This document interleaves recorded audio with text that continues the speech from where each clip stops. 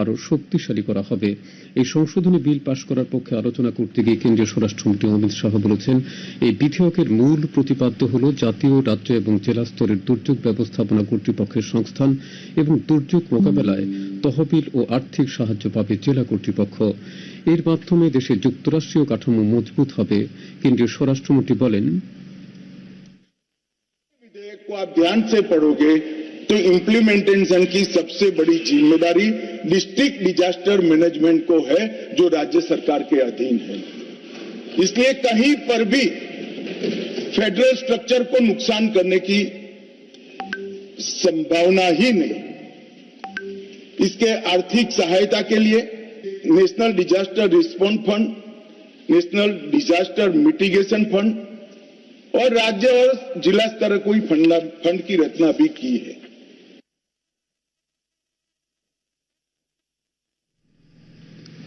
লোকসভায় গতকাল 2025-26 সালের অর্থ বিল পাশ হয়েছে। বিলটি নিয়ে আলোচনার জবাবে কেন্দ্রীয় অর্থমন্ত্রী নির্মলা সীতারামন বলেছেন, 2025 সালের অর্থ বিল করদাতাদের সম্মান জানাতে এবং সহজে ব্যবসা করার ক্ষেত্রে সুবিধা দিতে অভূতপূর্ব কর ছাড় রেখেছে।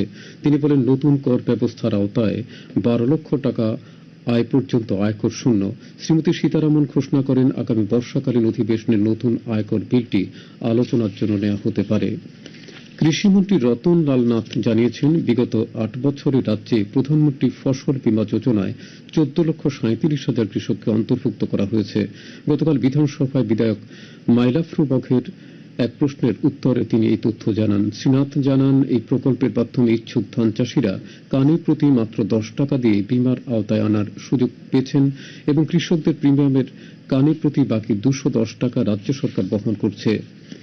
বিদ্যুৎ মন্ত্রী রতন লাল নাথ বলেছেন, রাজ্যে প্রধানমন্ত্রী সূর্যঘর মুফত বিজলি যোজনায় অনলাইন পোর্টালে চলতি বছরের মার্চ মাসের 5 তারিখ পর্যন্ত 12,889 জন নাম নথিভুক্ত করেছেন। এর মধ্যে অনলাইনে আবেদন করেছেন 3,101 জন। গতকাল বিধানসভায় বিধায়ক মাইলাফরু বঘ এবং অশোক চন্দ্র মিত্রের এক প্রশ্নের উত্তরে তিনি এই তথ্য জানিয়েছেন। শ্রীনাথ বলেছেন, জমাকৃত আবেদনের ভিত্তিতে 150 জনের বাড়িতে সোলার প্ল্যান্ট স্থাপন করা হয়েছে।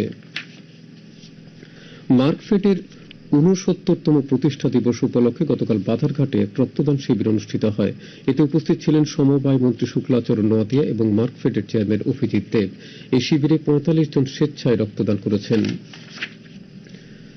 মহিলা বিএসএফ জওয়ানদের দ্বারা পরিচালিত পুষ্পরামপাড়া এবং খান্তলাং সীমান্ত ফাঁড়ি গতকাল পরিদর্শন করেছেন বাহিনীর পূর্বাঞ্চলের দায়িত্বে থাকা অতিরিক্ত মহানির্দেশক রবি গান্ধী। সীমান্তে কঠিন পরিস্থিতির মধ্যেও মহিলা জওয়ানদের দায়িত্ববোধ এবং দক্ষতা প্রশংসা করেছেন তিনি। সফরকালে তাঁর সাথে ছিলেন বিএসএফ এর ত্রিপুরা ফ্রন্টিয়ারের আইজি অশ্বিনী কুমার শর্মা, ডিআইজি রাজীব ভৎসরাজ সহ অন্যান্যরা। ত্রিপুরা ক্রিকেট অ্যাসোসিয়েশন পরিচালিত সমীরণ চক্রবর্তী স্মৃতি টি-20 ক্রিকেটের ফাইনালে আজ সংহতি ক্লাব খেলবে কসমোপলিটন ক্লাবের বিরুদ্ধে। এমবিবি স্টেডিয়ামে সকাল 10টায় ফাইনাল খেলাটি শুরু হবে।